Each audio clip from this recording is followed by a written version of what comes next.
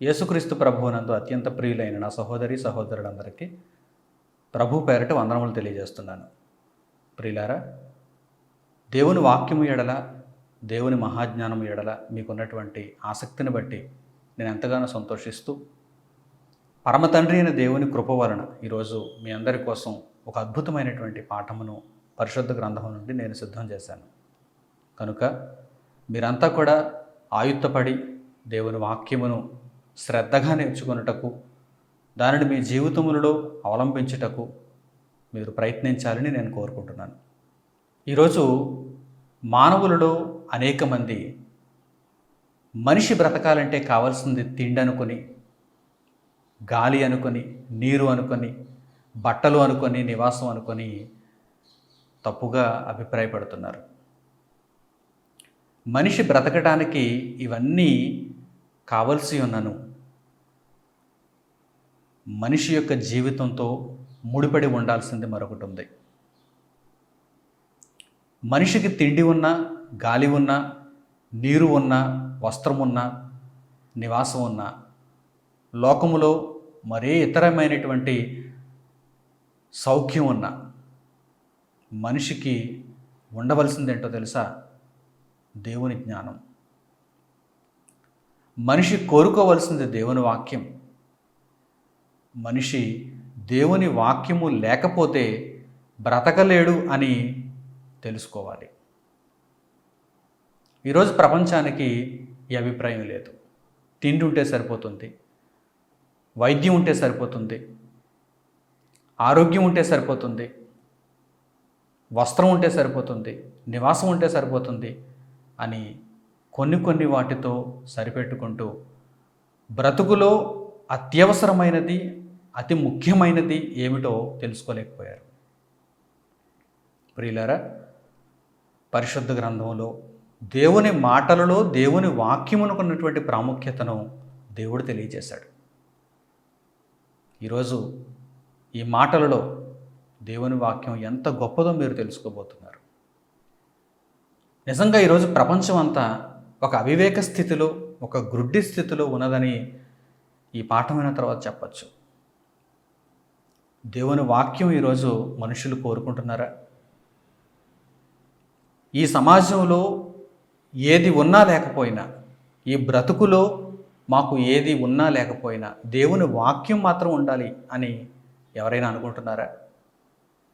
ఈరోజు అనేక మంది దేవుని వాక్యంపై సరైన అభిప్రాయాన్ని కలిగి లేరు. క్రైస్తవులుగా పిలువబడుతున్న, క్రైస్తవేతరులుగా ఉన్న, క్రీస్తు మార్గంలోనికి వచ్చాము అని అనుకుంటున్న, క్రీస్తు మార్గమును ఎరుగుకున్న దేవుని వాక్యం మీదనైతే చాలామందికి సరైన అవగాహన లేదు. అసలు దేవుని వాక్యం ఎంత గొప్పదో పరిశుద్ధ గ్రంథంలో మనం చూడగలిగితే, మనోనేత్రాలు తెరచి దేవుని వాక్యమునుకున్న విశేషతను మనం గ్రహించగలిగితే, వాక్యం లేకుండా మనకు పూట గడవకూడదు. వాక్యం లేకుండా ఏ రోజు మనం గడపటానికి వీలు లేదు. అంత విశేషమైనది, అంత ఉన్నతమైనది. తిండి ఉంటే మనిషి బ్రతుకుతాడు అని ఈరోజు సమాజంలో అనేక మంది నమ్ముతున్నారు. ప్రభుత్వాలు కూడా పేదలకు ఆహారాన్ని పంపిణీ చేయాలని, ఎందుకంటే మనిషికి కావలసినటువంటి ఒక అవసరత, నిత్యము మనిషికి మేము తీర్చగలిగిన అవసరత ఆహారం, తిండి పదార్థాలు అని ప్రభుత్వాలు కూడా అనుకోవటం చేత అనేక కోట్ల రూపాయలు, అనేక లక్షల కోట్ల డాలర్లు ప్రపంచవ్యాప్తంగా అన్ని దేశాలు ఖర్చు పెడుతున్నాయి. తమ దేశంలో నివసిస్తున్నటువంటి ప్రజలకు తిండిని సరఫరా చేయాలని, వైద్య వసతులను సమకూర్చాలని, ఇంకా ఏవేవో శరీర సంబంధమైనటువంటి అవసరతలను తీర్చాలని ఈరోజు ప్రభుత్వాలు కూడా అనుకుంటున్నాయి. అయితే ప్రియులైన నా సహోదరి సహోదరులారా, ప్రపంచంలో ఉన్న ప్రతి మనిషికి కావలసినది, ప్రపంచంలో ఉన్న ప్రతి మనిషి కోరుకోవలసినది ఏమిటి అనగానే దేవుని వాక్యం. ఆ దేవుని వాక్యం సమాజంలో నిరాటంకంగా, నిర్విరామంగా ప్రకటింపబడాలి. ఆ దేవుని వాక్యం సమాజంలో ప్రతి ఒక్కరికి అందజేయబడాలి. ఎందుకంటే దేవుని వాక్యము మనుష్యులను బ్రతికిస్తుంది. తిండి కాదు, వైద్యం కాదు, లేక లోక సంబంధమైనటువంటి ఏదో ఇతరమైనటువంటి సౌకర్యం కాదు. ముందు దేవుని వాక్యం. ఒకవేళ మీరు నన్ను అడగచ్చు, తిండి లేకపోతే మీరు బ్రతకగలరా? నీరు లేకపోతే మీరు బ్రతకగలరా? గాలి లేకపోతే మీరు బ్రతకగలరా? వస్త్రాలు లేకుండా మీరు జీవిస్తున్నారా? నివాసం లేకుండా మీరు ఉండగలరా అని ఒకవేళ నన్ను మీరు ప్రశ్నించవచ్చు. ప్రియులారా, దేవుని వాక్యము వీటన్నిటికంటే ఉన్నతమైనది. దేవుని వాక్యము లేకుండా ఇవన్నీ ఉన్నా ఉపయోగం లేదు. దేవుని మాటలలో ఉన్న లోతును, పరమార్థాన్ని, సత్యాన్ని, ధర్మాన్ని జాగ్రత్తగా, సున్నితంగా మీరంతా కూడా గ్రహించాలి. దేవుని వాక్యం లేకుండా ఇవన్నీ ఉండగా ఏమి ప్రయోజనం? దేవుని వాక్యంతో పాటు దేవుడు ఆదేశించాడు కనుక ఈ భూమి మీద బ్రతుకులు ఇవన్నీ కూడా మనకు లోక సంబంధమైనటువంటి అవసరతలు. అవును, నేను కూడా ఆహారం తింటున్నాను, నేను కూడా గాలి పీలుస్తున్నాను, నేను కూడా వస్త్రాలు ధరిస్తున్నాను, నేను కూడా ఒక నివాసాన్ని కలిగి ఉన్నాను, నేను కూడా నీరు త్రాగుతున్నాను, నేను కూడా వైద్యం తీసుకుంటున్నాను. అయితే వీటన్నింటికంటే ముఖ్యంగా దేవుని వాక్యం నాకు అవసరం. ఇవన్నీ ఉన్నా లేకపోయినా, ఒక పూట తిండున్నా లేకపోయినా, ఒక పూట నీరున్నా లేకపోయినా, క్రొత్త బట్టలు ఉన్నా లేకపోయినా, నివాసం ఉన్నా లేకపోయినా, చివరకు ప్రాణవాయువు కూడా ఉన్నా లేకపోయినా దేవుని వాక్యం మాత్రం ఉండాలి. దేవుని వాక్యం నేర్చుకోవాలి. దేవుని వాక్యం నాతో ఉండాలి. ఎందుకని? ఈరోజు సమాజంలో ఉన్న ప్రతి మనిషి దేవుని వాక్యమును ఎంత గొప్పగా నేర్చుకోవాలి. ఎందుకని? దేవుని వాక్యం అంత గొప్పదా? అలాగైతే ప్రతి ఒక్కరూ కూడా ఈ విషయమే ఆలోచన చేయాలి కదా. చూద్దాం. ఈరోజు పరిశుద్ధ గ్రంథంలో నుండి దేవుని అద్భుతమైన మాటలలో దేవుని వాక్యం ఎంత గొప్పదో మనం తెలుసుకుందాం. నిజంగా ఆ గొప్పతనాన్ని మీరు తెలుసుకున్న తర్వాత వీటన్నింటికంటే మిన్నగా దేవుని వాక్యాన్ని మీరు అపేక్షిస్తారు, మీరు హత్తుకుంటారు, దేవుని వాక్యంతో మీరు జీవిస్తారు. ప్రియులారా, పాఠాన్ని మనం అర్థం చేసుకోవటానికి ప్రారంభంలో దేవుడు చరిత్రలో ఇశ్రాయేలీల సందర్భంలో వ్రాయించినటువంటి ఒక అద్భుతమైనటువంటి మాటను తెలుసుకుందాం. రాబోతున్నటువంటి అనేక తరాలకు, అనేక మంది మనుషులకు ఒక చక్కని పాఠాన్ని ఇశ్రాయేలీల ద్వారా నేర్పించాలనే ఉద్దేశంతో పరమతండ్రి అయిన దేవుడు ఇశ్రాయేలీలకు ఒక మంచి ఆహారాన్ని ఆనాటి కాలంలో దయచేశాడు. ఆ ఆహారం పేరు మన్నా. అంతకు మునుపు ఎవ్వరూ కూడా ఆ ఆహారాన్ని తిని ఉండలేదు. ఇశ్రాయేలీల యొక్క తరము గడిచిపోయిన తర్వాత దేవుడు మన్నాను కురిపించటం ముగించిన తర్వాత ఏ ఒక్కరూ కూడా ఆహారాన్ని తినలేకపోయారు. ఆనాటి కాలంలో ఇశ్రాయేలీలుగా ఉన్నటువంటి వారికి దేవుడు మన్నాను ఆహారంగా ఇస్తూ ఒక అద్భుతమైనటువంటి మాట తెలియజేస్తున్నాడండి. మన్నా దేవుడు ఎందుకు కురిపించాడు? మిగిలిన అందరి ప్రజలకు దేవుడు మన్నాను ఇవ్వకుండా ఇశ్రాయేలీలకు మన్నాను ఇచ్చి ఆయన నిర్ణయించిన కాలంలో ఆ మన్నాను వారికి పంపించి తరువాత దానిని ముగించి దేవుడు నేర్పించాలనుకున్న పాఠమేమిటి అని మనం అడగగానే ఒక అద్భుతమైనటువంటి మాట ఆయన తెలియజేస్తున్నాడు. పరిశుద్ధ గ్రంథములు తెరవండి. ద్వితీయోపదేశ కాండము 8వ అధ్యాయము 3వ వచనంలో వ్రాయబడినటువంటి ఆ మాటను చూడండి. ద్వితీయోపదేశ కాండము 8వ అధ్యాయము 3వ వచనం. ఆహారము వలననే గాక యెహోవా సెలవిచ్చిన ప్రతి మాట వలన నరులు బ్రతుకుదురని నీకు తెలియజేయుటకు ఆయన నిన్ను అణచి నీకు ఆకలి కలుగజేసి నీవే గాని నీ పితరులే గాని ఎన్నడెరుగని మన్నాతో నిన్ను పోషించెను. మన్నా అనేటువంటి ఒక గొప్ప ఆహారంతో దేవుడు ఇశ్రాయేలీయులను ఎందుకు పోషించాడో అక్కడ తెలియజేస్తున్నాడు. ఏమంటున్నాడు ఆయన? ఆహారము వలననే గాక యెహోవా సెలవిచ్చిన ప్రతి మాట వలన నరుడు బ్రతుకుతాడు, నరుడు బ్రతకాలి. అంటే ఈ లోకానికి ఉన్నటువంటి ఒక అభిప్రాయం ఏంటి? ఈ లోకానికి ఉన్న ఒక అభిప్రాయం ఏంటి? నరులు ఆహారం వల్ల బ్రతుకుతారు. ఎవరినైనా మీరు అడిగి చూడండి ఈరోజు ప్రపంచ దేశాల్లో. ఏమండి, ఇక్కడ ఎవరో చిన్నవారిని, ఎవరో ఎన్నిక లేని వారిని అడగటం కాదు, తత్వవేత్తలను కూడా మీరు అడగండి, శాస్త్రజ్ఞులను కూడా మీరు అడగండి, అధికారులను కూడా మీరు అడగండి, ధనవంతులను కూడా మీరు అడగండి, ఎంతో తెలిసిన వారు అనుకుంటున్న వారిని కూడా మీరు అడగండి. ఆహారము వలన నరుడు బ్రతుకుతాడని అందరూ చెబుతారు. కానీ దేవుడు ఏమంటున్నాడు తెలుసా? ఆహారం వలననే కాక, ఆహారం వలన బ్రతుకుతున్నారు, కానీ అది సంపూర్ణత కాదు. తిన్నావు, బ్రతికావు, చస్తావు. నీ బ్రతుకు పరమార్థం తెలుసుకోకుండా, నీ కన్న తండ్రి అయిన దేవుణ్ణి గూర్చి నీవు తెలుసుకోకుండా, నిన్ను గూర్చి వ్రాయబడిన అమూల్యమైన సంగతులను నీవు తెలుసుకోకుండా తిన్నావు, బ్రతికావు, చచ్చావు. ఇది బ్రతికేనా అని దేవుడు అడుగుతాడు. ఆహారము వలననే గాక యెహోవా సెలవిచ్చిన ప్రతి మాట వలన నరులు బ్రతుకుదురని నీకు తెలియచేయటానికి నేనేం చేశాను? నీకోసం మన్నాను పంపించానంటున్నాడు దేవుడు. ఆనాడు ఇశ్రాయేలీయులకు దేవుడు మన్నాను అందుకు పంపించాడు. ఇశ్రాయేలీయులు మొదట ఐగుప్తీయుల యొక్క దేశంలో ఉన్నారు, ఐగుప్తు బానిసత్వంలో ఉన్నారు. ఐగుప్తు దేశంలో ఇశ్రాయేలీయులు నివసిస్తున్నప్పుడు అనేక వేదనలు, హింసలు, బాధలు అనుభవించేవారు. ఐగుప్తీయుల వలన వారు చాలా హింసింపబడ్డారు. ఆ జీవితకాలంలో వారు భూమి మీద దొరికినటువంటి ఆహార పదార్థాలను తిన్నారు. ధాన్యం తిన్నారు, కాయగూరలను తిన్నారు, మాంసాహారాన్ని తిన్నారు.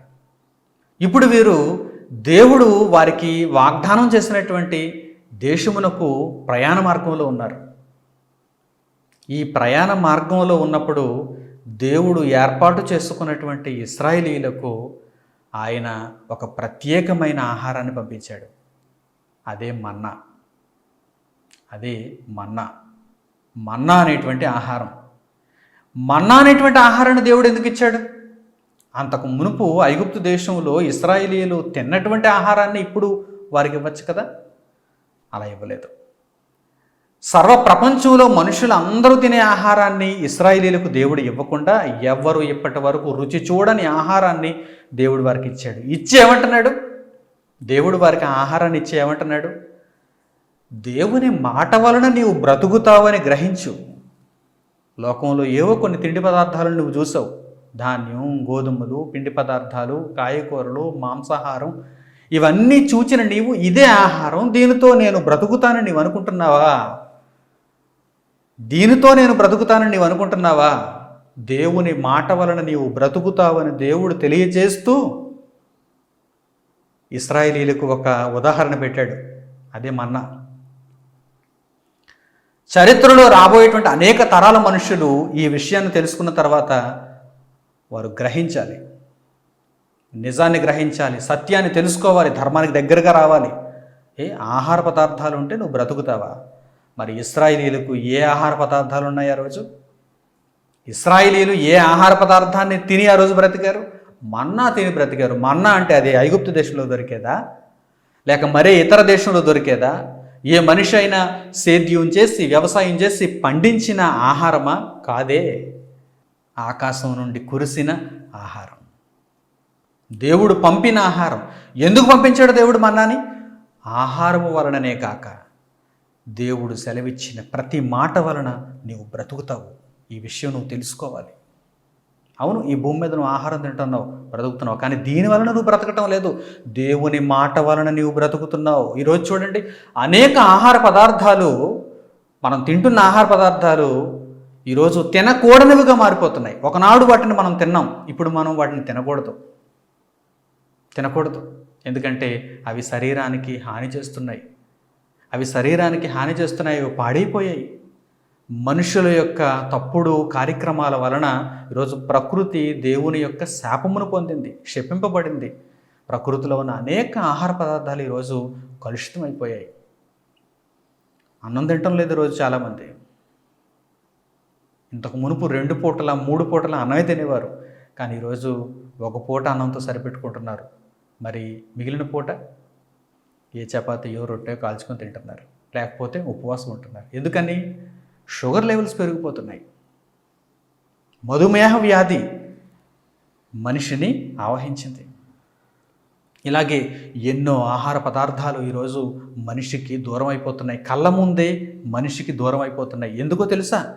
ఆహారము వలననే కాక దేవుడు సెలవిచ్చిన ప్రతి మాట వలన మనిషి బ్రతుకుతాడనే విషయం మనిషి అర్థం చేసుకోవాలి. అందుకే మనిషి చేసిన తప్పు వలన దేవుడు ప్రకృతిని శపిస్తూ మనిషికి ఆహార పదార్థాలను దేవుడు దూరం చేస్తున్నాడు.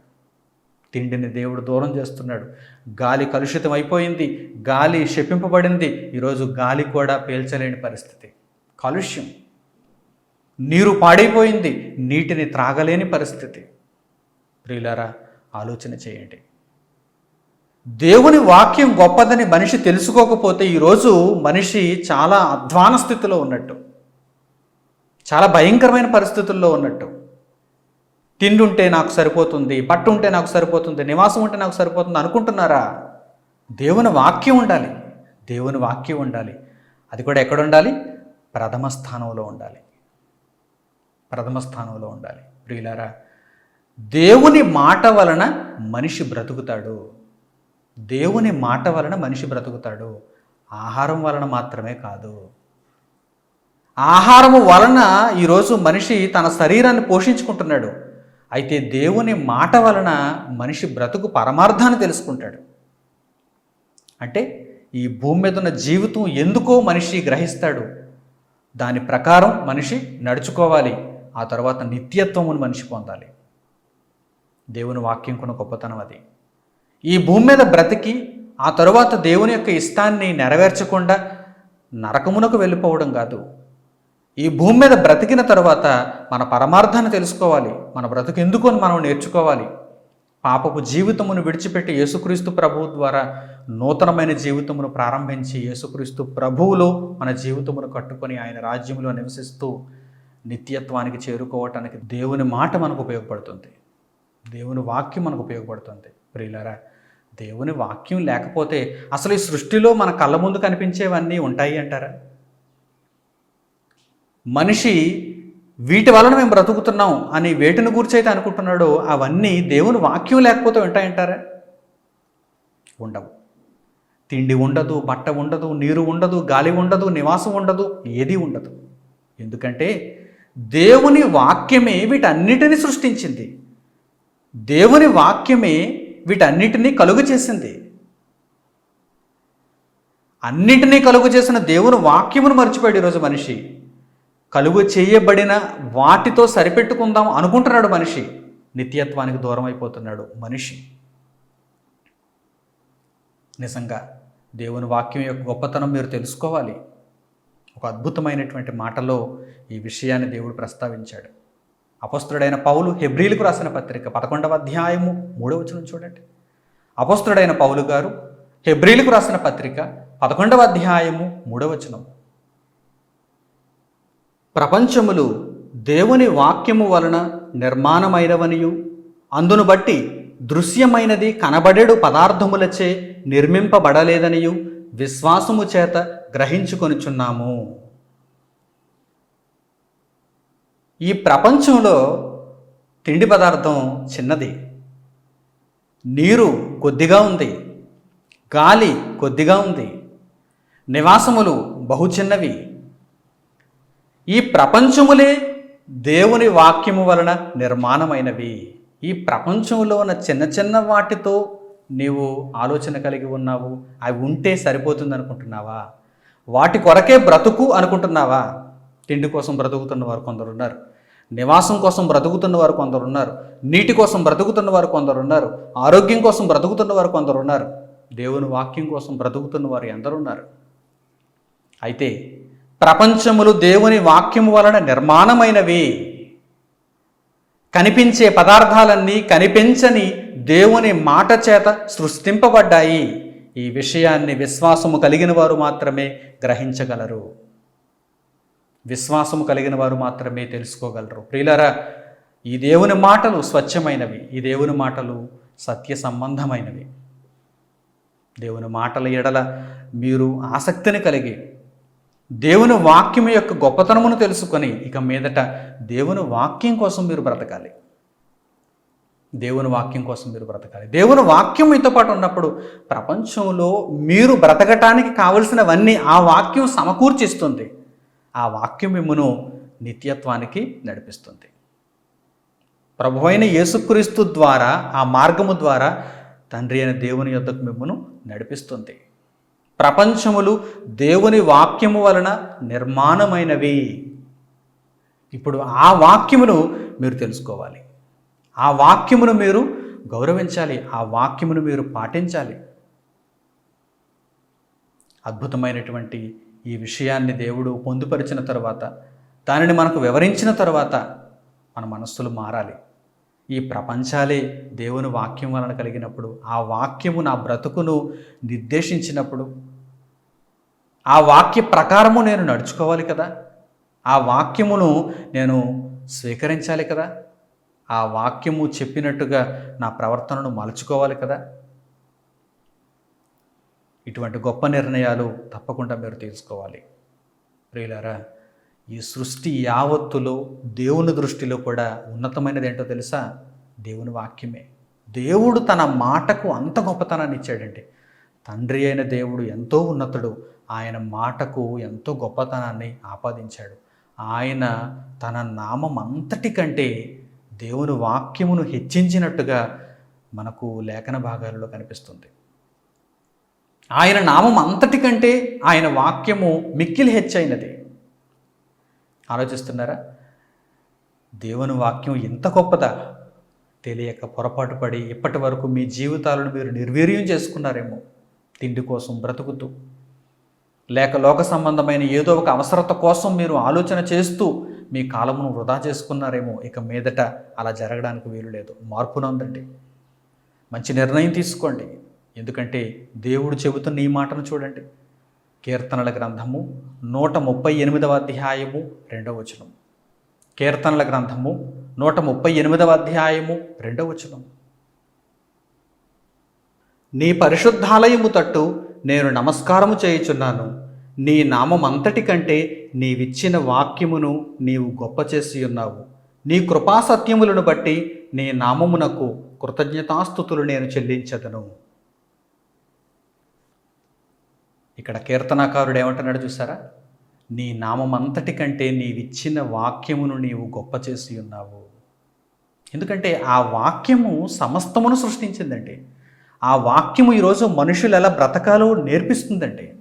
ఆ వాక్యమే మనుషులకు జీవదాయకంగా ఉందండి. ఆ వాక్యమే మనుషులకు జీవదాయకంగా ఉందండి. కనుక ఈ మాటలన్నీ విన్న తరువాత మీ అభిప్రాయాలను మీరు సరిచేసుకోవాలి. దేనికోసం ఆలోచిస్తున్నారు? వేటి మీద మీ మనస్సును ఉంచుతున్నారు? నిరంతరం ఏ జ్ఞాపకాలను మీరు ఉంటున్నారు? దేవుని వాక్యం, దేవుని వాక్యం, దేవుని వాక్యం. ఇదే మీ జ్ఞాపకాలలో ఉండాలి. ఇదే మీ ఆలోచనలో ఉండాలి. ఇదే మీ బ్రతుకుకు మూలమై ఉండాలి. ఇదే మీ బ్రతుకుకు ఆధారమై ఉండాలి. ఎందుకంటే ఆయన తన నామం అంతటి కంటే ఆయన వాక్యమును హెచ్చించినప్పుడు, గొప్ప చేసినప్పుడు మీ బ్రతుకులలో ఏది గొప్పగా ఉండాలో మీరు ఆలోచన చేయండి. మీ జీవితాలు ఏ పునాది మీద ఉండాలో, మీ బ్రతుకులు ఏ మార్గములో వెళ్ళాలో, మీ యొక్క జీవితమునకు లక్ష్యము ఏ విధంగా ఉండాలో ఒక్కసారి మీరు ఆలోచన చేయండి. దేవుని వాక్యం చెప్పిందా? అయితే అది 100% నిజం, సత్యం. దేవుని వాక్య ప్రకారం ఏదైనా ఒక నిర్ణయం తీసుకున్నారా? అయితే మీరు న్యాయంగా నడుచుకుంటున్నారు. దేవుని వాక్య ప్రకారం మీ బ్రతుకులలో ప్రతిరోజు నెరవేరుచున్నదా? అయితే మీ బ్రతుకు దేవునికి ఆనందదాయకంగా ఉంది. మీరు మంచి ఫలమును పొందుతారు. దేవుని వాక్య ప్రకారము మీ జీవితం ముగింపబడిందా? అయితే మీరు నిత్యత్వంలో అడుగు పెడతారు. ప్రియులారా, దేవుడు ఎంత ఉన్నతంగా, విశేషంగా ఆయన వాక్యమును గూర్చి తెలియజేసినప్పుడు తప్పకుండా మీరంతా కూడా మంచి అభిప్రాయం కలిగిన వారై దేవుని కొరకు బ్రతకాలని నేను కోరుకుంటున్నాను. ఒక కీర్తనాకారుడు ఏమంటున్నాడు తెలుసా? నీ వాక్యము నన్ను బ్రతికింపచేయుచున్నది అంటున్నాడు. నీ వాక్యమే నన్ను బ్రతికిస్తున్నది అంటున్నాడు. నీ వాక్యమే నన్ను బ్రతికిస్తున్నది. అలాగని అతడు భోజనం చేయటం లేదని కాదు, అలాగని అతడు గాలి పీల్చడం లేదని కాదు, అలాగని అతడు వస్త్రములు ధరించుకోవటం లేదని కాదు, అలాగని అతడు నీరు త్రాగటం లేదని కాదు, అతనికి ఒక నివాసం లేదని కాదు. అన్నింటికంటే అది ఉన్నా లేకపోయినా, అవన్నీ ఉన్నా లేకపోయినా దేవుని వాక్యం ఉండాలి. దేవుని వాక్యంతోనే నా బ్రతుకు ముడిపడి ఉంది. ప్రభువా, నీ వాక్యమే నన్ను బ్రతికించుచున్నది. ఇవన్నీ ఉన్నా కానీ దేవుని వాక్యం లేకుండా లోక సంబంధమైనటువంటి తిండి, నీరు, గాలి, బట్ట, నివాసం ఇవన్నీ ఉన్నా కానీ నా బ్రతుకు వ్యర్థం. ఈ భూమి మీద ఏదో నేను భౌతికంగా జీవిస్తాను తప్ప నరకానికి వెళ్ళిపోతాను, పాతాళమునకు వెళ్ళిపోతాను. అయితే నీ వాక్యము నన్ను బ్రతికింపజేయుచున్నది. నేను ఎందుకు బ్రతకాలో నీ వాక్యం అనే వెలుగులో నాకు కనిపిస్తుంది. నా బ్రతుకు యొక్క పరమార్థం నీ వాక్యంలో నేను చూసుకోగలుగుతున్నాను. నేను ఏ విధంగా అడుగులు వేయాలో నీ వాక్యము నాకు తెలియజేయుచున్నది. కనుక నీ వాక్యము నన్ను బ్రతికింపజేయుచున్నది అని కీర్తనకారుడు అంటున్నటువంటి ఆ మాటను కూడా ఒక్కసారి మీరు చూడండి. కీర్తనల గ్రంథము 119వ అధ్యాయము 50వ వచనం. కీర్తనల గ్రంథము 119వ అధ్యాయము 50వ వచనం. నీ వాక్యము నన్ను బ్రతికించి ఉన్నది, నా బాధలో ఇదే నాకు నెమ్మది కలిగించుచున్నది. కీర్తనకారుడు ఏమంటున్నాడు చూసారా? నీ వాక్యము నన్ను బ్రతికించి ఉన్నది. అదేంటి? తిండి బ్రతికించాలి, గాలి బ్రతికించాలి, నీరు బ్రతికించాలి, వాటిని ఇతడు కొనియాడాలి. కానీ వాక్యమును కొనియాడుతున్నాడు, దేవుని వాక్యమును గొప్ప చేస్తున్నాడు. అవును, తిండి, నీరు, బట్ట, గాలి, నివాసం ఇవన్నీ కూడా ఓదార్చలేవు, బ్రతుకు యొక్క పరమార్థమును తెలియజేయలేవు, మనిషిని మనిషిగా జీవింపచేయలేవు. కానీ దేవుని వాక్యం అయితే మనిషిని మనిషిగా జీవింపజేస్తుంది. మనిషి ఎందుకు బ్రతకాలో వాక్యం నేర్పిస్తుంది. మనిషి ఎలా బ్రతకాలో వాక్యం నేర్పిస్తుంది. ఎట్టి పరిస్థితులలోనైనా మనిషి ఎలా జీవించాలో వాక్యం నేర్పిస్తుంది. అందుకే కీర్తనకారుడు ఏమంటున్నాడు? నీ వాక్యము నన్ను బ్రతికించి ఉన్నది, నా బాధలో ఇదే నాకు నెమ్మది కలుగు చేసి ఉన్నది. తిండి కాదు, బట్ట కాదు, లోక సంబంధమైనటువంటి పదార్థాలలో ఏ పదార్థము కాదు, ఏ శక్తి కాదు. ఇదే నీ వాక్యమే నా బాధలో నాకు నెమ్మది కలుగు చేసి ఉన్నది. ప్రియులారా, ఎంత గొప్ప వాక్యమును మీరు చేజార్చుకుంటున్నారా? ఎంత గొప్ప వాక్యమును మీరు కాదనుకుంటున్నారా? ఎంత గొప్ప వాక్యమును మీరు పొందలేకపోతున్నారా? ఆలోచన చేయండి. అసలు మీరు తల్లి గర్భంలో నుండి బయటకు రాగానే దేవుని వాక్యంతో మీరు నిండిపోవాలండి. మీ చెవులు దేవుని వాక్యంతో నిండిపోవాలండి. మీ హృదయం దేవుని వాక్యంతో నిండిపోవాలండి. మీ కళ్ళు దేవుని వాక్యాన్ని చూడాలండి. మీ చేతులు దేవుని వాక్యానికి అనుకూలంగా పనులు చేయాలండి. మీ కాళ్ళు దేవుని యొక్క వాక్యం అనే మార్గంలో నడవాలండి. టోటల్గా మీ శరీరం అంతా కూడా దేవుని వాక్యంతో రంగరింపబడాలండి. ఏది అటువంటి పరిస్థితి ఏ మనిషిలో ఎక్కడ ఉందో చెప్పండి. పైగా దేవుని వాక్యమును కొందరు ద్వేషిస్తున్నారు, దేవుని వాక్యమును కొందరు అపహసిస్తున్నారు. దేవుని వాక్యము యొక్క విలువ తెలియక చాలామంది దేవుని వాక్యమును దూరం చేసుకుంటున్నారు. 4 పైసలు ఇస్తే తిండి వస్తుంది, 4 పైసలు ఇస్తే మంచి నీరు వస్తుంది, 4 పైసలు ఖర్చు చేస్తే మంచి గాలి అందుబాటులోకి వస్తుంది, 4 పైసలు ఖర్చు చేస్తే ఒక నివాసం ఏర్పడుతుంది. 4 పైసలు ఖర్చు చేస్తే బజారులో దొరికేది కాదండి దేవుని వాక్యం అంటే.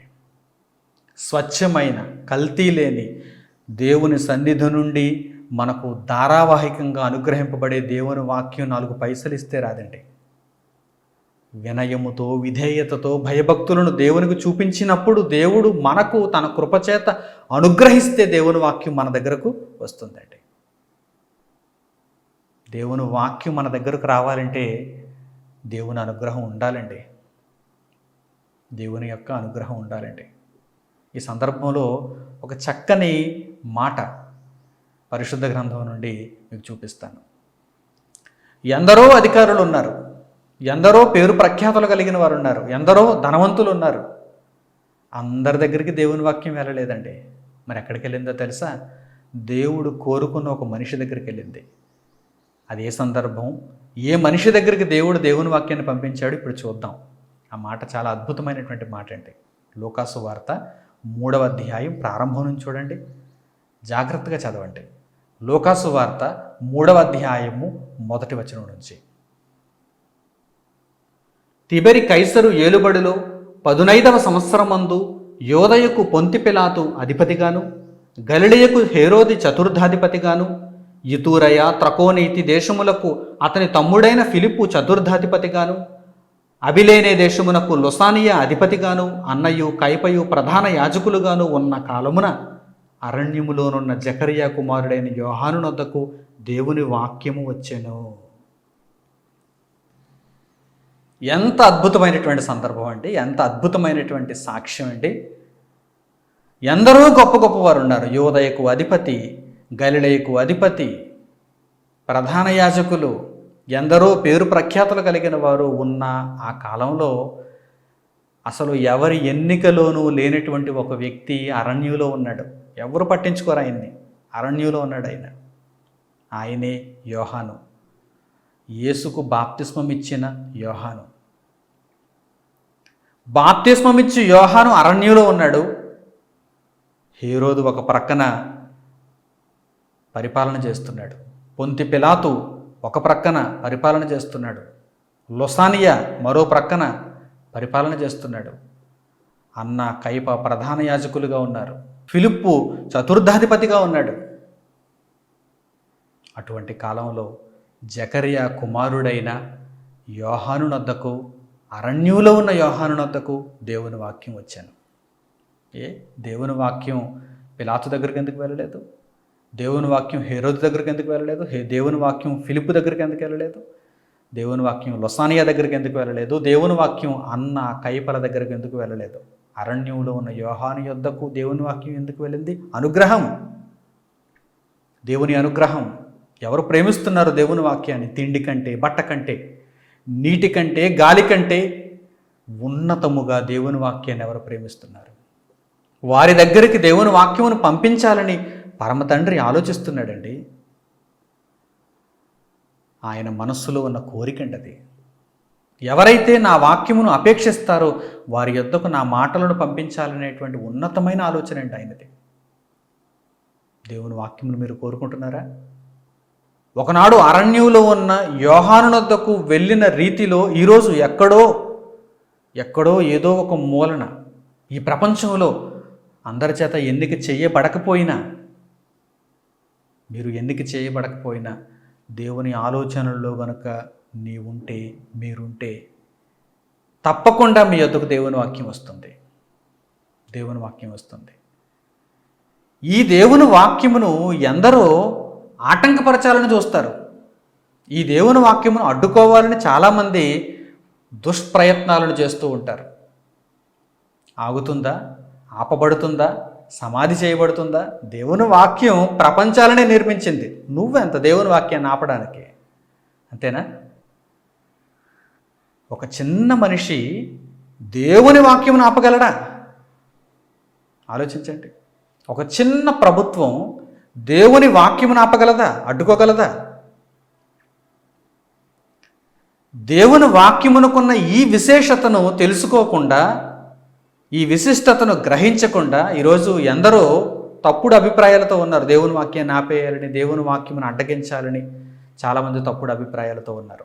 నువ్వే కాదు, ప్రపంచంలో ఏ పరిస్థితి, ఏ శక్తి కూడా దేవుని వాక్యమును ఆపలేదు, అడ్డగించలేదు. దేవుడు కోరుకున్నప్పుడు, దేవుడు తీర్మానించినప్పుడు ఆ వాక్యము ఆయన అనుగ్రహమును పొందిన వారి యొద్దకు తప్పకుండా వెళ్తుంది. ఆ ప్రకటన ఆయన నిర్ణయించిన ప్రజల యొద్దకు తప్పకుండా వెళ్తుంది. ఎవరు కోరుకుంటున్నారో వారి యొద్దకు తప్పకుండా ఆయన వాక్యమును పంపిస్తాడు. అందుకొరకు ఆయన యొద్ద అర్పణ కలిగిన సేవకులు ఉన్నారు. ఆయన చేతిలో బలవంతులైనటువంటి బాణముల మాదిరిగా అనేక మంది కుమారులు ఆయనకున్నారు. ఆలోచించండి. తిండి సరఫరా చేయటానికి లోకంలో చాలామంది ఉండొచ్చు. వైద్యమును సరఫరా చేయటానికి లోకంలో చాలామంది ఉండొచ్చు. ఇంకా ఏవైనా అవసరతలను తీర్చే పరికరాలను సరఫరా చేయటానికి లోకంలో చాలామంది ఉండొచ్చు. ఈరోజు ఆన్లైన్లో ఏదైనా బుక్ చేసుకుంటే ఇంటికి తెచ్చేస్తున్నారు. సరిగ్గా నేరుగా ఇంటికే వారు ఆ వస్తువును తీసుకొచ్చేస్తున్నారు. దేవుని వాక్యం అంతకంటే వేగంగా ఎవరు అడ్డుకున్నా సరే ఆటంకాలను అధిగమించి దేవుని వాక్యం పరుగులు తీసి దేవుడు కోరుకున్న ప్రజల యొద్దకు చేరుకుంటుంది. డెలివరీ అయిపోతుంది. దేవుని వాక్యం మనుషుల యొద్దకు డెలివరీ అయిపోతుంది. నీవు కోరుకుంటున్నావా? దేవుని వాక్యాన్ని నీవు అపేక్షిస్తున్నావా? దేవుని వాక్యం నీ యొద్దకు రావాలని, ఆ దేవుని వాక్యం నీ బ్రతుకును పండించాలని నీవు ఆలోచిస్తున్నావా? ఏదో తిండి కోసం ఆలోచిస్తున్నావా? ఏదో వైద్యం కోసం ఆలోచన చేస్తున్నావా? ఎందరో అడ్డగించాలని ప్రయత్నం చేశారు. ఎందరో దేవుని వాక్యమును నిలుపుదల చేయాలని, పూర్తిగా సమాధి చేసేయాలని విశ్వ ప్రయత్నాలు చేశారు. ఆయా తరాలలో, చరిత్రలో ఆయా తరాలలో దేవునిపై పగబట్టిన మనుష్యులు దేవుని వాక్యమును ఆపాలని, మనుషులకు చేరకుండా చేయాలని విశ్వ ప్రయత్నాలు చేశారు. కానీ వారి ప్రయత్నాలన్నీ కూడా నిర్వీర్యం అయిపోయాయి. ఎందుకంటే దేవుని వాక్యం శక్తివంతమైనది, మనుషులను బ్రతికించటానికి ఉద్దేశింపబడినది. మనుషుల యొక్క జీవితాలకు దేవుని వాక్యం చాలా అవసరమైనది. అందువలన దేవుని వాక్యాన్ని ఎప్పుడూ కూడా అడ్డగించాలని ప్రయత్నం చేయకూడదు. ఒకవేళ ప్రయత్నించిన ఆ ప్రయత్నం సఫలం కాదు. ఎందుకంటే దేవుని వాక్యం విశేషమైనది, బలవంతమైనది. దేవుని వాక్యమును దేవుడు దేనితో పోలుస్తున్నాడు తెలుసా? దేవుని వాక్యమును దేవునితో పోలుస్తున్నాడు తెలుసా? దేవుడు మునికోలలకు ఎదురు తన్నుట కష్టము అంటున్నాడు. మునికోలలకు ఎదురు తన్నుట కష్టము. ఒకనాడు అపొస్తలుడైన పౌలు దేవుని వాక్యమును ఇంకనూ తెలుసుకొనక మునుపు, దేవుని వాక్యమునకు ఉండే శక్తిని గ్రహించక మునుపు, అతడు కూడా అవిశ్వాసిగా ఉన్నప్పుడు, అంధుడైపోయి మనోనేత్రాలు తెరవక దేవుని వాక్యాన్ని అడ్డగించాలని ప్రయత్నం చేశాడు. దేవుని వాక్యాన్ని ఆటంకపరచాలని తన శక్తిని అంతా కూడగట్టుకున్నాడు. అలాంటి పరిస్థితులలో అతడికి దేవుడు అనుగ్రహించినటువంటి వాస్తవం, జ్ఞానం ఒక్కసారి మనం పరిశుద్ధ గ్రంథంలో చూద్దాం. అపొస్తలుల కార్యములు 26వ అధ్యాయము 14వ వచనం చూడండి. అపొస్తలుల కార్యములు 26వ అధ్యాయము 14వ వచనం. మేమందరమును నేలపడినప్పుడు, సౌలా సౌలా నన్నెందుకు హింసించుచున్నావు? మునికోలలకు ఎదురు తన్నుట నీకు కష్టమని హెబ్రీ భాషలో ఒక స్వరము నాతో పలుకుట వింటిని. దేవుని వాక్యం ఒకవేళ అడ్డగించాలనుకుంటే అది ఎలాంటి పరిస్థితి? మునికోలలకు ఎదురు తన్నే పరిస్థితి. ఎదురు తన్నగలరా? కష్టం. ప్రయత్నిస్తారు, తర్వాత ఓడిపోక తప్పదు, చేతులు ఎత్తక తప్పదు. మునికోలలకు ఎదురు తన్నుట కష్టము. ఎందుకయ్యా అటువంటి దుష్ప్రయత్నాలు? ఎందుకు? దేవుని యొక్క వాక్యం స్వచ్ఛమైనదే, దేవుని వాక్యం శక్తివంతమైనదే. అటువంటి వాక్యమును ఆపాలి అనుకోకూడదు, అడ్డుపడాలనుకోకూడదు. మునికోలలకు ఎదురు తన్నుట నీకు కష్టం. సౌలా, నీకు కష్టం. నీ అధికారం చేత అది సాధ్యం అవుతుంది అనుకుంటున్నావా? నిన్నే దేవుని వాక్యానికి పట్టేస్తాను ఇప్పుడు చూడంటున్నాడు ఆయన. నీవే దేవుని వాక్యమునకు దాసోహం అవుతావు ఇప్పుడు చూడంటున్నాడు ఆయన. దేవుని వాక్యం యొక్క శక్తి ఒక్కసారి నీవు చూచావంటే ఆ దేవుని వాక్యం కోసం ప్రాణాలు ఇచ్చేస్తావు నువ్వు.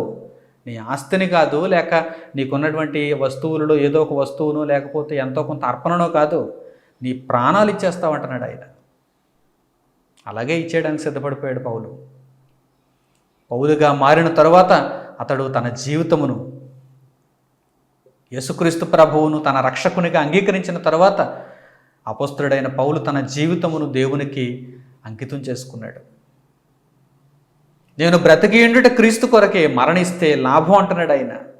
నిత్య జీవానికి వెళ్ళిపోతాను నేను అంటున్నాడు ఆయన. అప్పటి వరకు తిండి కోసం ఆలోచించాడు, బట్ట కోసం ఆలోచించాడు, గాలి నీరు నివాసం వీటి కోసం ఆలోచన చేశాడు. ఇప్పుడు దేవుని వాక్యం కోసం ఆలోచన చేశాడు. బ్రతుకుట క్రీస్తే, చావైతే లాభం. నేను బ్రతికియుండుట మిమ్మును బట్టి మరీ అవసరమై ఉన్నది. నేను ఈ జీవితంలో, నేను ఈ బ్రతుకులో, ఈ శరీరమందు నిలిచి ఉండుట దేవుని కోసమే, మీకోసమే. మీకు సేవ చేయమని దేవుడి బ్రతుకును నాకు అనుగ్రహించాడు. దేవుని వాక్యం మీతో పంచుకోమని, దేవుని వాక్యమును అనేక మందికి వ్యాప్తి చేయమని దేవుడు నాకు ఆదేశించాడని పౌలు తన జీవితమును పూర్తిగా మార్చేసుకున్నాడు. కానీ అంతకు మునుపైతే దేవుని వాక్యానికి అడ్డుపడాలనుకున్నాడు. అప్పుడు దేవుడు తెలియజేస్తున్నాడు, మునికోలలకు ఎదురుతనుట నీకు కష్టం, నీకు కష్టం. కనుక ప్రియులైన నా సహోదరి సహోదరులారా, దేవుని వాక్యం యొక్క గొప్పతనాన్ని తెలుసుకోండి. దేవుని వాక్యమునకు అడ్డుపడాలనుకుంటే ఎప్పటికీ మీరు విజయమును పొందలేరని గ్రహించండి. దేవుని వాక్యం ఒకవేళ అడ్డగించాలి అనుకుంటే, దేవుని వాక్యమును ఎంత అడ్డగించాలనుకుంటే అంతగా అది వ్యాప్తి చెందుతుంది. నీవు అడ్డగించాలనుకుంటే అది వ్యాప్తి చెందుతుంది, విస్తరిస్తుంది. దేవుడు తన ప్రజల యొద్దకు తన మాటలను పంపిస్తూనే ఉంటాడు. దేవుడు తన ప్రజల యొద్దకు తన మాటలను పంపిస్తూనే ఉంటాడు. ప్రభుత్వాలు తిండిని పంపిస్తాయి, ప్రభుత్వాలు నీటిని సరఫరా చేస్తాయి, ప్రభుత్వాలు వైద్యమును మనుషులకు అందుబాటులో ఉండేలా చేస్తాయి, కోట్ల రూపాయలు ఖర్చు పెట్టి మరి. కానీ దేవుడైతే దేవుని వాక్యమును మనుషులకు అందచేయడానికి ప్రయత్నం చేస్తున్నాడు. ఆయన మాట లేకపోతే నీకు బ్రతుకు లేదని, ఆయన మాటల వలన నీవు నీ బ్రతుకు యొక్క పరమార్థమును తెలుసుకొని ఎలా జీవించాలో నీవు గ్రహించి దేవుని కొరకు నీ బ్రతుకును పూర్తిగా అంకితం చేసుకోవాలని దేవుడు కోరుకుంటున్నాడు. కనుక ఆయన వాక్యమును సరఫరా చేస్తున్నాడు, వ్యాప్తి చేస్తున్నాడు. అనేక మంది సేవకులు ఇప్పుడు ఆయన చేతుల్లో ఉన్నారు. దొంగలను పక్కన పెట్టండి, కానీ స్వచ్ఛమైన వాక్యమును స్వచ్ఛముగా సత్యమైనదిగా లోకమందున్న మనుషులకు అందించటానికి ఆయన చేతుల్లో ఇంకా నమ్మకమైన నిజమైన సేవకులు మిగిలే ఉన్నారు.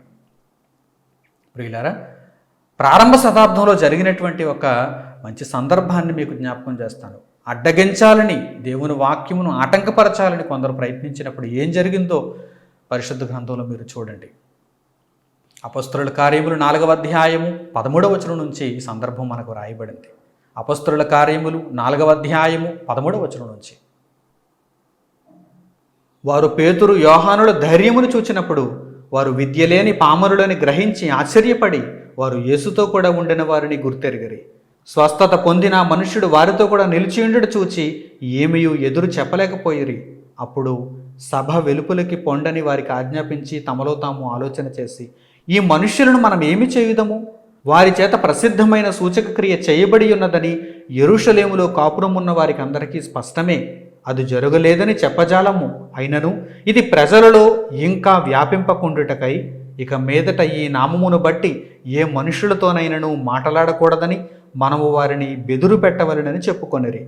అప్పుడు వారిని పిలిపించి, మీరు యేసునామమును బట్టి ఎంత మాత్రమును మాట్లాడకూడదు, బోధింపను కూడదని వారికి ఆజ్ఞాపించిరి.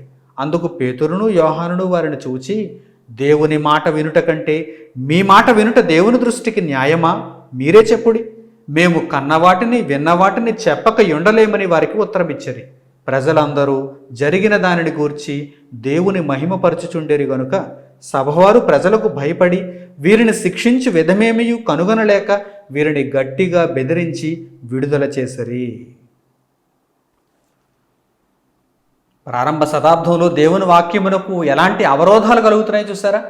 దేవుని వాక్యాన్ని ఆటంకపరచాలని ఎంతగా ప్రయత్నిస్తున్నారు చూసారా? వారికి ఉన్నటువంటి లోక సంబంధమైనటువంటి అధికార బలం చేత దేవుని వాక్యమును ప్రకటించే దైవ సేవకులను అడ్డగించాలని వారు ప్రయత్నం చేస్తున్నారు. పేతురు యోహాను ఆ రోజు దేవుని వాక్యమును ప్రచురిస్తున్నప్పుడు దేవుడు వారికి ఇచ్చినటువంటి శక్తిని బట్టి వారు సూచక్రియలు అద్భుతాలు చేసి దేవుని యొక్క వాక్యమును ప్రచురిస్తున్నప్పుడు, యేసు రక్షకుడని లోకములో వారు ప్రకటిస్తున్నప్పుడు, జనులలో వారు ప్రకటన చేయుచున్నప్పుడు అక్కడ ఉన్నటువంటి అధికారులంతా ఏమంటున్నారు చూడండి, యేసును గూర్చి, ఈ నామమును గూర్చి దేవుని వాక్యమును మీరు ప్రచురించకూడదు, ఏ జనములోనూ మీరు ప్రచురించకూడదు అని వారిని బెదిరిస్తున్నారు.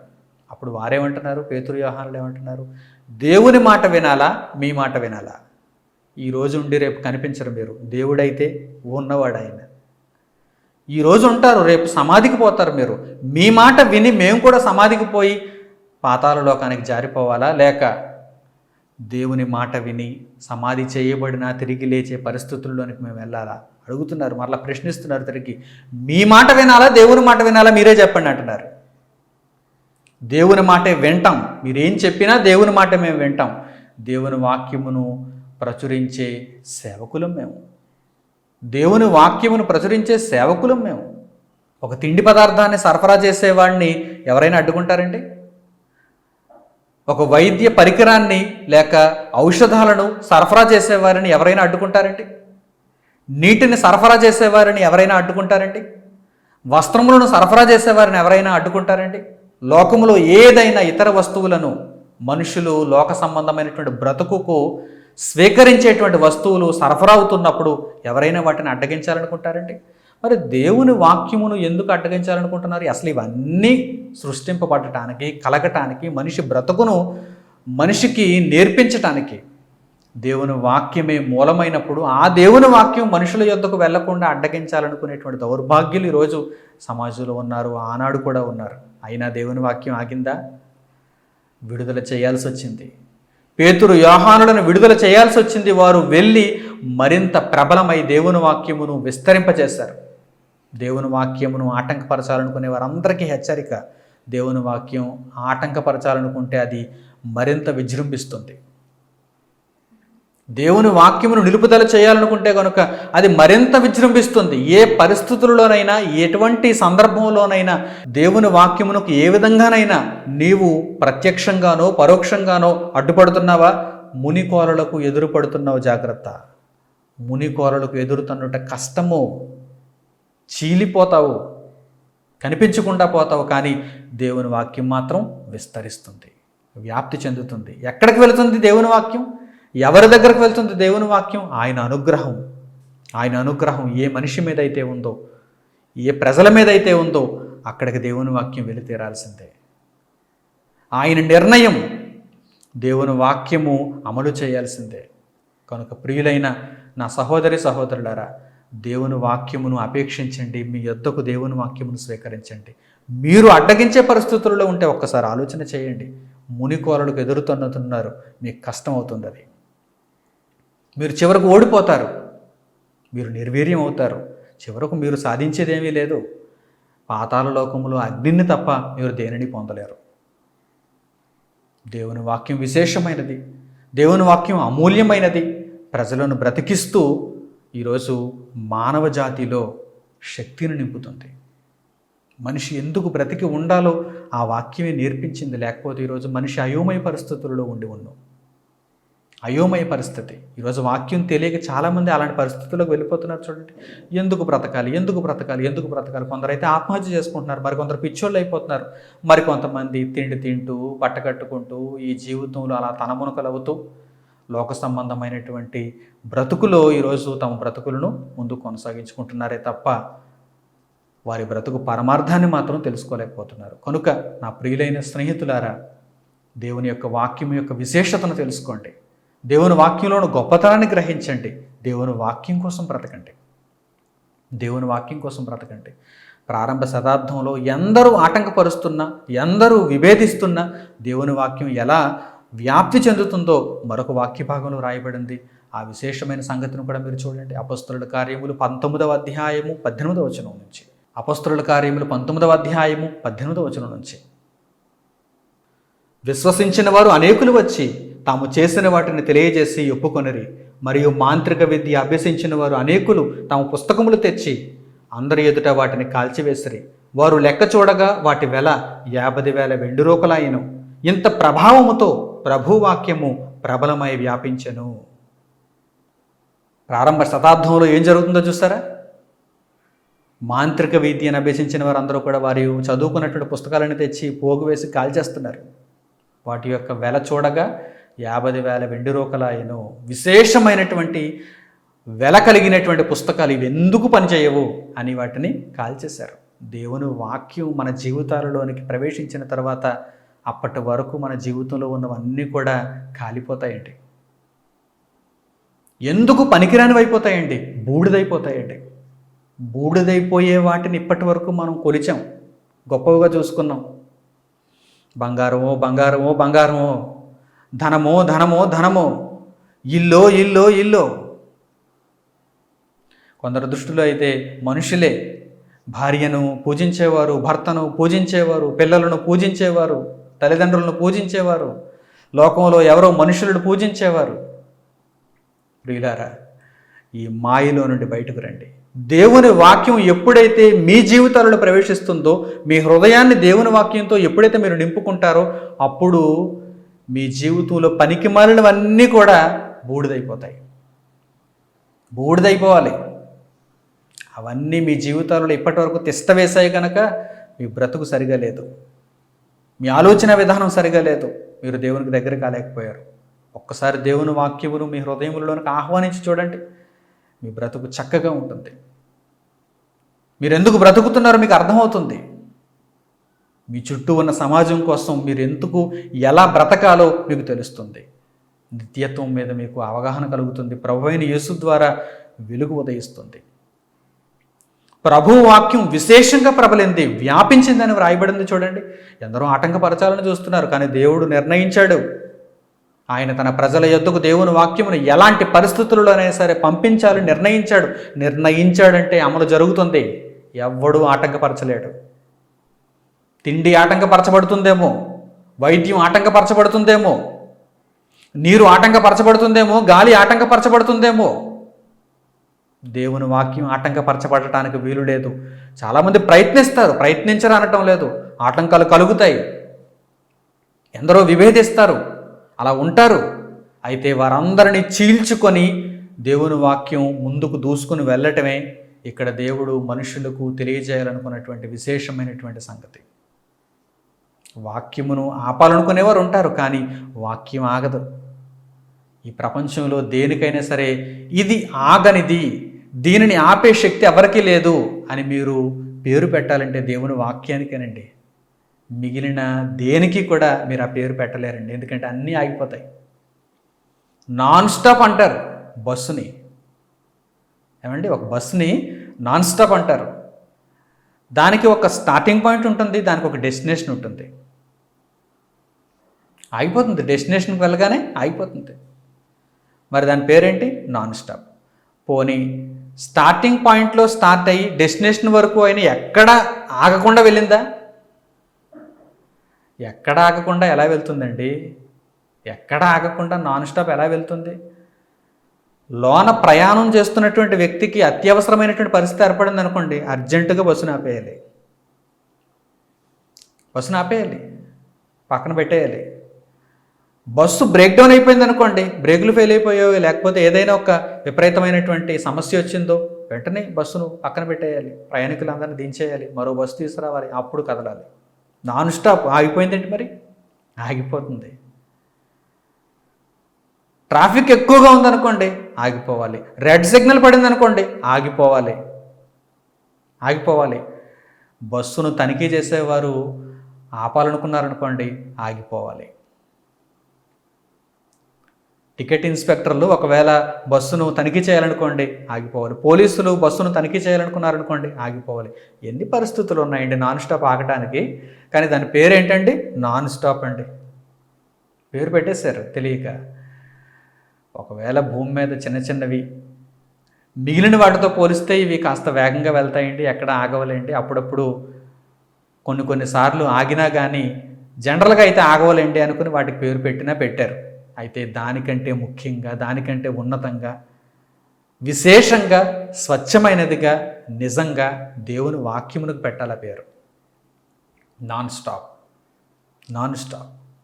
ఎప్పుడు దేవుడు ఆయన ఆలోచనల్లో ఇదిగో ఫలానా వ్యక్తి దగ్గరికి, ఇదిగో ఫలానా సంఘం దగ్గరికి, ఇదిగో ఫలానా సమూహం దగ్గరికి నేను నా మాటలను పంపించాలి అనుకున్నప్పుడు నాన్ స్టాప్గా వెళ్ళిపోతుంది దేవుని వాక్యం. ఎవడు ఆపలేడు. మధ్యలో ఎవడొచ్చినా చీల్చుకుని వెళ్ళిపోతుంది. మునికోలలకు ఎదురుతనుట నీకు కష్టం, వాక్యానికి ఏం కష్టం లేదు, దూసుకుని వెళ్ళిపోవడమే. ప్రియమైన దేవుని పిల్లలారా, నా స్నేహితులారా, సహోదర సహోదరులారా, ఆలోచన చేయండి. దేవుని వాక్యం ఎంత విశేషమైనదైనప్పుడు మీ యొద్దకు ఆ దేవుని వాక్యం వచ్చిందా? ఆ దేవుని వాక్యమును మీ హృదయాలలోనికి మీరు స్వీకరించారా? ఆ దేవుని వాక్యము చేత మీ బ్రతుకులను పండించుకున్నారా? ఆ దేవుని వాక్యము చేత మీరు నడిపింపబడుతున్నారా? అనునిత్యం తిండి తినకపోయినానండి, ఒక పూట తిండి తినకపోయినా ఏం కాదండి, ఒక పూట మీరు వైద్యం తీసుకోకపోయినా ఏం కాదండి, ఒక పూట మీరు నీరు త్రాగకపోయినా ఏం కాదండి, ఒక పూట వాక్యం వినకుండా, వాక్యం చదవకుండా, వాక్యంతో మీ బ్రతుకులు లేకుండా ఉంటే కనుక ఆలోచించండి, అది కష్టం అండి. అలా మీరు చనిపోతే, వాక్యం లేని పరిస్థితులలో వాక్యములకు భిన్నంగా ఉంటూ మీరు చనిపోతే, మీరు మరలా వాక్యంతో ఉండే అవకాశం లేదు కదండి, పాతాళములకు వెళ్ళిపోతారు కదండి. కనుక బ్రతికి ఉండగా దేవుడు మీకు ఇచ్చిన ఆయుష్కాలంలో చక్కని నిర్ణయంతో దేవుని కొరకు మీరు బ్రతకండి, దేవుని వాక్యమును స్వీకరించండి, దేవుని వాక్యమును హత్తుకోండి. ఆయన నామం అంతటి కంటే హెచ్చుగా ఆయన ఉంచిన ఆ వాక్యమును మీరు హత్తుకోండి. ఆ వాక్యం మిమ్మను జీవింపచేయాలి, బ్రతికింపచేయాలి. అపొస్తలుడైన పౌలు గారు బంధింపబడుతున్నారు, కానీ వాక్యం మాత్రం బంధింపబడటం లేదండి. మనుష్యులుగా మమ్మును ఈరోజు బంధించిన మనిషిగా నన్ను ఈరోజు మీరు బంధించిన దేవుని వాక్యమును మాత్రం బంధించలేరండి. బంధించగలరా? ఆనాడు అపొస్తలుడైన పౌలు బంధింపబడ్డాడు, కానీ దేవుని వాక్యం బంధింపబడలేదండి. ఈరోజు నన్ను కూడా మీరు బంధిస్తే, ఒకవేళ మీరు బంధించాలి అనుకుంటే నన్ను బంధించగలరేమో, కానీ నా ద్వారా ప్రకటింప చేయాలనుకున్న దేవుని వాక్యమును మాత్రం మీరు బంధించలేరు. దేవుడు నా ద్వారా ప్రకటింప చేయాలనుకున్న దేవుని వాక్యమును మాత్రం ఎవ్వడూ ఆపలేడు. చివరిగా ఆ మాటను మనం చూద్దాం. ఎంతో ఆదరణ, ఓర్పు మనకు అనుగ్రహించే మాట. దేవుని వాక్యం ఎంత శక్తివంతమైనదో చూపించే మాట. అపొస్తలుడైన పౌలు గారు తిమోతికి రాసిన 2వ పత్రికలో 2వ అధ్యాయం 9వ వచనం చూడండి. అపొస్తలుడైన పౌలు గారు తిమోతికి రాసిన 2వ పత్రిక 2వ అధ్యాయము 9వ వచనం. నేను నేరస్తుడనై ఉన్నట్టు ఆ సువార్త విషయమై సంకెళ్లతో బంధింపబడి శ్రమపడుచున్నాను, అయినను దేవుని వాక్యము బంధింపబడి ఉండలేదు. పౌలు గారు బంధింపబడుతున్నారు. ఆయన ఏమైనా నేరస్తుడా? మర్డర్ చేశాడా? లేక సమాజంలో ఏదైనా చేయరాని కార్యం చేశాడా? లేదే. మరి ఎందుకు బంధించారు? వాక్యం చెప్పినందుకు బంధించారా? వాక్యమును సరఫరా చేస్తున్నందుకు బంధించారా? వాక్యమును వ్యాప్తి చేస్తున్నందుకు బంధించారా? మరి వాక్యమును బంధించలేకపోయారే? అడుగుతున్నాడు ఇక్కడ దేవుడు, అడుగుతున్నాడు ఈ సందర్భం ద్వారా. అపొస్తలుడైన పౌలునైతే బంధించారు, మరి వాక్యమును బంధించారా? అసలు మీ టార్గెట్ ఏంటి? పౌలును బంధించడమా, వాక్యమును బంధించడమా? వాక్యం ప్రకటిస్తున్నందుకు పౌలును బంధించారు, మరి వాక్యమును బంధించగలిగారా? లేదు, మీ చేత కాదు. అందుకే వినండి, నేర్చుకోండి, గ్రహించండి. మీరు చేయలేరు అన్నదానికోసం ఎందుకు ఇంకా తపన పడటం? మీ బ్రతుకులను మార్చుకొని దేవునికి మీరు దగ్గర అవ్వడానికి దేవుని వాక్యం మిమ్మల్ని ఒక పక్క పిలుచుచున్నప్పుడు, ప్రేమతో ఆహ్వానించుచున్నప్పుడు మీరు ఎందుకు ఇంకా మనస్సు మార్చుకోలేకపోతున్నారు? దేవుడు ఈ విధంగానే అడుగుతున్నాడు. పౌలు గారేదో నేరస్తుడైనట్టు ఆయనకు మీరు సంఖ్యలు వేసి ఆయనను బంధించగలిగారు, కానీ ఆయన ప్రకటిస్తున్న దేవుని వాక్యమును మాత్రం బంధించలేకపోయారు. ఎంత గొప్పది దేవుని వాక్యం, ఎంత శక్తివంతమైనది దేవుని వాక్యం. Non stop. ఒకవేళ దేవుడు పంపిస్తే, ఒక సేవకుని ద్వారా దేవుని మాటలను ఒక వ్యక్తి దగ్గరకు దేవుడు పంపిస్తే, ఒక సమూహం దగ్గరకు దేవుడు పంపిస్తే, ఒక ప్రజల యొద్దకు దేవుడు పంపిస్తే, నిరాటంకంగా ఆ వాక్యం వెళ్ళి తీరుతుంది, చేరి తీరుతుంది. అది ప్రపంచంలో ఎలాంటి భయంకరమైనటువంటి పరిస్థితుల్లో అయినా సరే చేరేలా దేవుడు చేస్తాడు. ఎంత ఉన్నతమైన వాక్యాన్ని హత్తుకోండి, ఇంత ఉన్నతమైన వాక్యాన్ని స్వీకరించండి, ఇంత ఉన్నతమైన వాక్యాన్ని ఒక వెలుగుగా, ఒక బాటగా ఏర్పాటు చేసుకుని ఆ బాటలో మీరు నడవండి. నిత్యత్వానికి మీరు చేరుకుంటారు. తగు నిర్ణయంతో మీ బ్రతుకులను దేవునికి అంకితం చేసుకుంటారని నేను కోరుకుంటూ దేవుని వాక్యమును ఇంతటితో ముగిస్తున్నాను. తలలు వంచి ప్రార్థనలో ఏకీభవించండి. మహోన్నతుడును పరిశుద్ధుడునైన మా ప్రియ కన్న తండ్రి, మీరు అనుగ్రహించిన ఈ జీవితంలో మీరు దయచేయుచున్న అమూల్యమైన శక్తివంతమైన మీ వాక్యము కొరకు మా హృదయపూర్వకమైన కృతజ్ఞతాస్తుతులు మీకు చెల్లిస్తున్నాము. నాయన, మీరు మమ్మల్ని ప్రేమించారు, ఎనలేని కృపను మీరు మాకు అనుగ్రహించారు. మా తరములో ఎందరో అధికారులు, పెద్దలు, ధనవంతులు, పేరు ప్రఖ్యాతులు కలిగిన వారు ఉన్నా కానీ ఎక్కడో చివరన మూలన ఉన్నటువంటి మాకు అతి శ్రేష్టమైన మీ మాటలను మీ వాక్యముగా అందించినందుకు మీ కృతజ్ఞతలు తండ్రి. నాయన, ఇంతగా మీరు మమ్మల్ని జ్ఞాపకం చేసుకున్నందుకు, ఇంతగా మీరు మా ఎడల కృప చూపినందుకు తండ్రి మేము ఎంతగానో సంతోషిస్తూ, తిరిగి మా వంతు ప్రయత్నంగా ఈ వాక్యమును అనేకులకు పంచుతూ, ఈ వాక్య ప్రకారం నడుచుకుంటూ నాయన మీ చిత్తమును నెరవేర్చుటకు, మీ సేవార్థమై బ్రతకగలుగుటకు మాకు సహాయం చేయండి. యేసుక్రీస్తు ప్రభువు ద్వారా రక్షణను అనుగ్రహించారు, అందు నిమిత్తం మీకు కృతజ్ఞతలు తండ్రి. ఆ రక్షణను కాపాడుకుంటూ నిత్యత్వంలో ప్రవేశించి నాయన సదాకాలము ప్రభు రాజ్యంలో నిలిచే భాగ్యం మా అందరికీ దయచేయండి. మరొక ఉన్నతమైన పాఠ్యాంశంతో తండ్రి మా బ్రతుకులను మేలుకొల్పుమని వినమ్రతతో మిమ్మల్ని వేడుకుంటూ ఈ మా ప్రార్థనా విజ్ఞాపనములన్నింటినీ మా ప్రభువును రక్షకుడునైన యేసుక్రీస్తు ప్రభు వారి పేరిట మిమ్మల్ని అడుగుచున్నాము తండ్రి. ఆమేన్. ప్రియులైన నా సహోదరి సహోదరులారా, దేవుని యొక్క కృపను బట్టి ఆయన విశేషమైనటువంటి జ్ఞానమును ఇక మీదట ప్రతిరోజు సాయంత్రం 7 గంటలకు YouTube son of God online అనేటువంటి ఛానల్లో మీకు ప్రసారం చేయాలని మేము భావిస్తున్నాం. తండ్రి యొక్క కృప మనకు తోడుగా ఉంటుంది. కనుక ఆయన అనుగ్రహించినటువంటి అవకాశమును తప్పకుండా మీరు సద్వినియోగం చేసుకొని దేవుని వాక్యమును మెండుగా నేర్చుకొని అనేకులకు దానిని మీరు ప్రచురిస్తూ దేవుని సేవా కార్యక్రమాలలో మీ చేయూతనిస్తూ మీరు ప్రభు పనిని ముందు కొనసాగించాలని హృదయపూర్వకంగా మిమ్మల్ని అందరినీ కోరుకుంటూ ఈ యొక్క ప్రకటనను ముగిస్తున్నాను. మన తండ్రి అయిన దేవుని ప్రేమ, ఆయన కుమారుడైన యేసుక్రీస్తు ప్రభు వారి కృప, పరిశుద్ధాత్మ యొక్క అన్యోన్య సహవాసము మనందరికీ సదాకాలం తోడే నడిపించునుగాక. ఆమేన్. అందరికీ వందనములు. సెలవు.